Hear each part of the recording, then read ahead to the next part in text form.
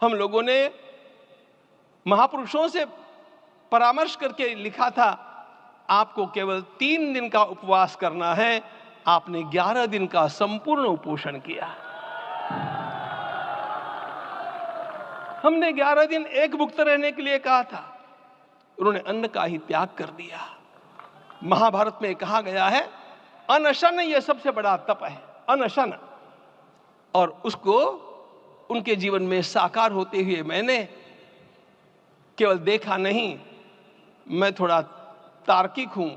आपकी परम पूजनीय माता जी से मिलकर के मैंने उसको रिकन्फर्म भी किया था कि आपका ये अभ्यास 40 वर्षों का है। ऐसा तपस्वी कोई राष्ट्रीय नेता प्राप्त होना यह सामान्य बात नहीं है।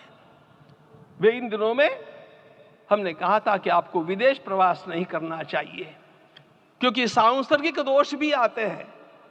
विदेश प्रवास टाल दिया सांसर्गिक देशों के इस दोषों की संभावना के कारण, लेकिन दिव्य देशों का प्रवास ऐसा किया।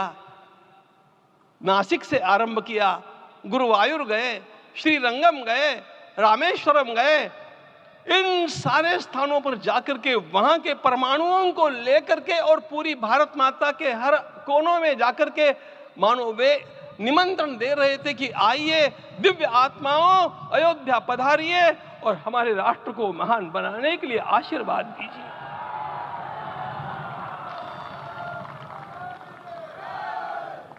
हमने केवल कहा था 3 दिनों तक आपको भूमि शयन करना चाहिए। 11 दिनों से आप भूमि शयन कर रहे हैं। इस कड़कड़ाती ठंड में इस प्रकार का शयन करना, मित्रों, ब्रह्मा जी ने सृष्टि को निर्माण किया। उस समय उन्होंने एक शब्द को सुना था। भारत की संस्कृति का सबसे मूल शब्द है तप, तप इति। हमारे पूज्य गुरुदेव के गुरुदेव परम गुरु कहा करते थे, कांची के परमाचार्य जी महाराज, तपश्चर। मैं जब भी उनसे मिलता था वे कहते थे तपश्चर। आज तप की कमी हो गई है और उस तप को हमने साकार आप में देखा। मुझे इस परंपरा को देखते हुए केवल एक राजा याद आता है जिसमें यह सब कुछ था, और उस राजा का नाम छत्रपति शिवाजी महाराज। छत्रपति शिवाजी महाराज। मित्रों, लोगों को पता नहीं है शायद, वे स्वयं जब मल्लिकार्जुन के दर्शन के लिए श्रीशैलम के ऊपर गए, 3 दिन का उपवास किया, 3 दिन शिव मंदिर में रहे, और महाराज ने कहा कि मुझे राज्य नहीं करना है, मुझे संन्यास लेना है, मैं शिव जी की आराधना के लिए जन्मा हूं, मुझे संन्यास लेना है, मुझे वापस मत ले जाइए। इतिहास का वो बड़ा विलक्षण प्रसंग है। उस प्रसंग में उनके सारे ज्येष्ठ मंत्रियों ने उनको समझाया और लौटा करके लाया कि यह भी आपका कार्य भगवत सेवा ही है।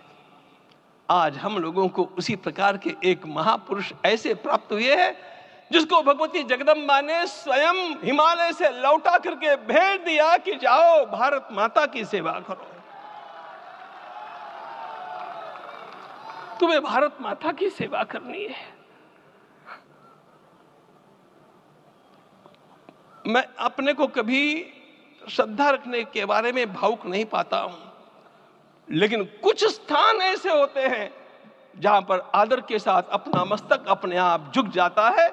ऐसा एक स्थान हम लोगों को उच्च पदस्थ इस राजर्षि ने जब दिखाया तो मुझे